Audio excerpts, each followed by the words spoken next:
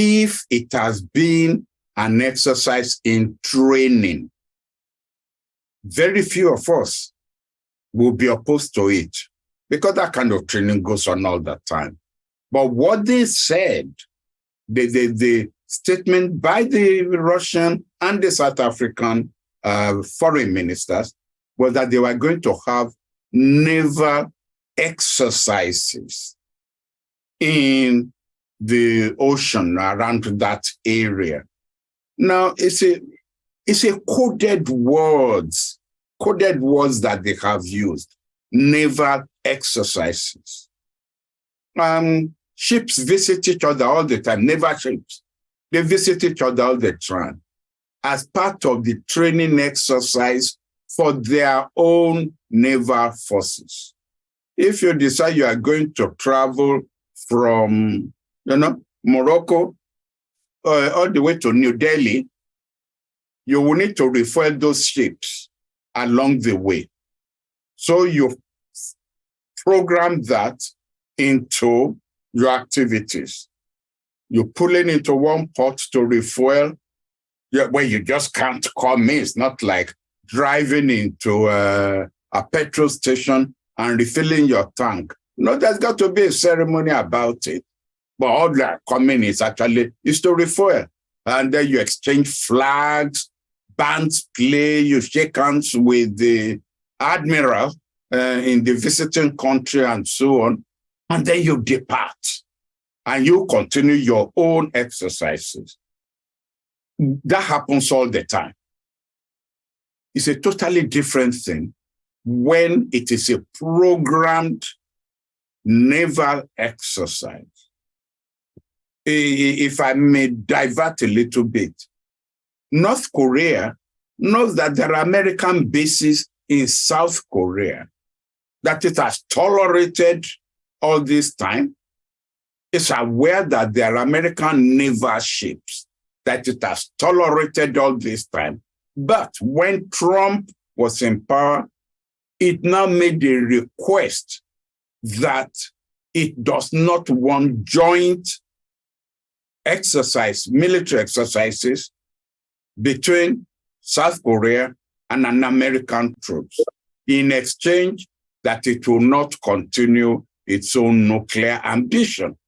So North Korea recognized that thematically there is a difference between just troops being there and having joint exercises. And what some of us are trying to point out is that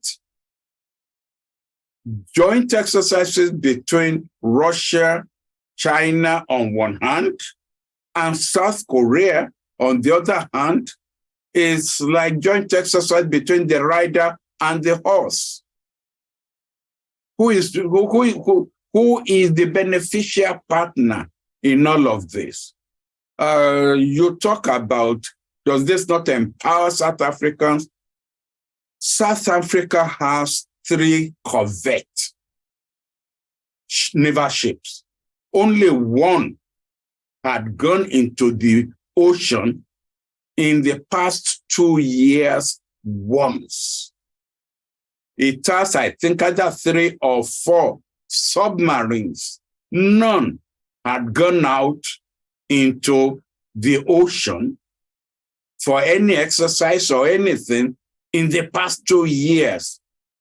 And now today, Russia said part of the weapons that it is contributing to this exercise is its largest naval ship, capable, as you yourself said, of firing some of the most modern weapons that Russia has. What assets are South Africa bringing into the exercise, if not only to get itself caught in the conflict between, on one hand, the NATO, and on the other hand, Russia and China? That is what we are trying to draw attention to. And when South Africa gets into a problem, Africa gets into the same problem, because South Africa is not an island unto itself.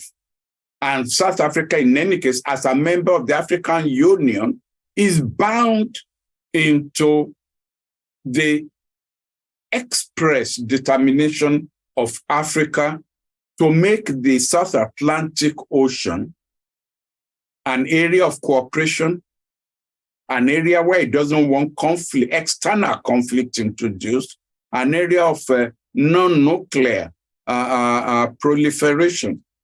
So all this will be broken when this kind of exercise takes place. I don't see what South Africa needs to gain from it, except to get itself into trouble.